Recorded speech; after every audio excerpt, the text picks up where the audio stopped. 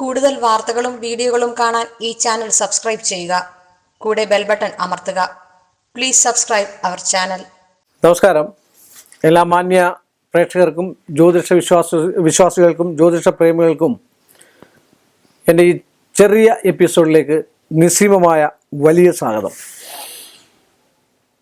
ഇന്ന് ഇവിടെ ചോദിച്ചിരിക്കുന്ന ഒരു കമൻറ്റ്, യാത്ര പോകുമ്പോൾ, മാവേലിക്കരയിൽ നിന്നുള്ള ഒരാളാണ്, യാത്ര പോകുമ്പോൾ തിരിച്ചു വിളിച്ചാൽ എന്താണ് സംഭവിക്കുക? യാത്ര പോകുമ്പോൾ തിരിച്ചു വിളിക്കാൻ പാടില്ല, സത്യസന്ധമായിട്ടുള്ള കാര്യമാണ്. ഒരു നല്ലൊരു കാര്യത്തിന് പോകുമ്പോൾ തിരിച്ചു വിളിക്കുന്നത് മോശമല്ലേ? അപ്പോഴേ നമ്മൾ നിമിത്തം കൊണ്ട് മനസ്സിലാക്കണം ഈ യാത്രയ്ക്ക് എന്തോ നല്ല യാത്രയ്ക്കാണെങ്കിൽ. കാരണം ഒരു കാര്യസാധ്യത്തിനോ ഒരു ലക്ഷ്യത്തിനോ വേണ്ടിയുള്ള യാത്രയാണെങ്കിൽ എന്തെങ്കിലും കൊനസ്റ്റുകൾ ഉണ്ടാകും, ഇടയ്ക്ക് എന്തെങ്കിലും ട്വിസ്റ്റുകൾ ഉണ്ടാകും എന്ന് മനസ്സിലാക്കിക്കോളുക. യാത്ര പോകുമ്പം ഒരു കാരണവശാലും തിരിച്ചു വിളിക്കാൻ പാടില്ല. അതിനും പരിഹാരമുണ്ട്. പരിഹാരമില്ലാത്ത വിഷയങ്ങളൊന്നും ഇല്ലാന്നേ, എല്ലാ കാര്യത്തിനും.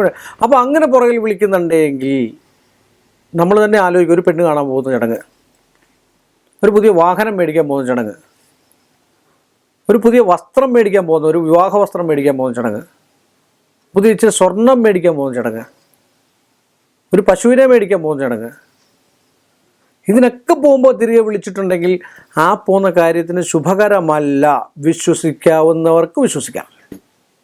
അനുഭവമുള്ളവർ നിങ്ങൾ തന്നെ ഉണ്ടല്ലോ, അല്ലെ? സംശയം ഉണ്ടെങ്കിൽ നിങ്ങളുടെ ഉള്ളിൽ തന്നെ ആലോചിച്ച് പോകും. ചിലരെ കണ്ടിട്ടിറങ്ങിയാലും അങ്ങനെയാണ്. ചില ആൾക്കാർ ഒരു അന്നം പോലും കിട്ടത്തില്ല, വെള്ളം പോലും കിട്ടത്തില്ല. കോടികൾ കൈ കാണും, അല്ലെങ്കിൽ ലക്ഷങ്ങൾ കൈ കാണും, ആയിരങ്ങൾ കാണും, പതിനായിരങ്ങൾ കാണും, നൂറുകൾ കാണും, പക്ഷെ വെള്ളം പോലും കുടിക്കാൻ പറ്റിയിട്ടില്ല ഇന്ന് പോയിട്ടെന്ന് അങ്ങനെ, അല്ലെങ്കിൽ ആ സ്ത്രീയെ കണ്ടിട്ട് പോയതാണെന്ന് പറയും. അപ്പോൾ യാത്ര പുറപ്പെട്ട ഇടയ്ക്ക് വിളിക്കുകയാണെങ്കിൽ, ആരെങ്കിലും വിളിക്കുകയാണെങ്കിൽ, അറിയാതെ വിളിക്കുകയാണെങ്കിൽ, വീണ്ടും നമ്മൾ തിരിച്ചു കയറി ഒരു 10-20 മിനിറ്റ് വീട്ടിൽ ഇരുന്നതിന് ശേഷം വീണ്ടും പോകാമല്ലോ ദൈവത്തേക്ക് വിളിച്ച്. അപ്പോൾ നമ്മൾ ഇറങ്ങേണ്ട സമയത്ത് നമ്മുടെ തുളസിത്തറ ഉണ്ടെങ്കിൽ ഒരു കതിര് തുളസി എടുത്ത് നമ്മുടെ പോക്കറ്റിലിടുവോ, അല്ലെങ്കിൽ ഒരു പുഷ്പം എടുത്ത് പോക്കറ്റിലിടുവോ, അല്ലെങ്കിൽ പൂജാമുറി കയറിയതിന് ശേഷം പൂജാമുറി കയറി ഒരു വിളക്ക് കത്തിക്കുകയോ, ഒരു ചന്ദനത്തിരിയോ കത്തിച്ചതിന് ശേഷം അതിൻ്റെ ആയിട്ടുള്ള ദോഷ പരിഹാരത്തിനായിട്ട് അത് ചെയ്തതിന് ശേഷം ഈശ്വരനെയും പിതൃക്കളെയൊക്കെ വിളിച്ച്, എൻ്റെ അച്ഛനപ്പൂപ്പന്മാരെയൊക്കെ വിളിച്ചിട്ട് പിഴിയാൻ കൊണ്ടിറങ്ങി നോക്കുക. ആ കാര്യം സാധിക്കും, സംശയമില്ലാത്ത കാര്യമാണ്. പക്ഷെ ചിലരൊക്കെ വിളിച്ചു കഴിഞ്ഞാൽ അച്ചട്ടാണ്, അന്നത്തെ ദിവസം പോകാണ്. ചില ആൾക്കാർ പോത്തില്ല, പുറകെ വിളിച്ചു പോയാൽ പോകാത്ത എത്രയോ ആൾക്കാരുണ്ട്. എൻ്റെ തന്നെ ഒരു ബന്ധുവുണ്ട്,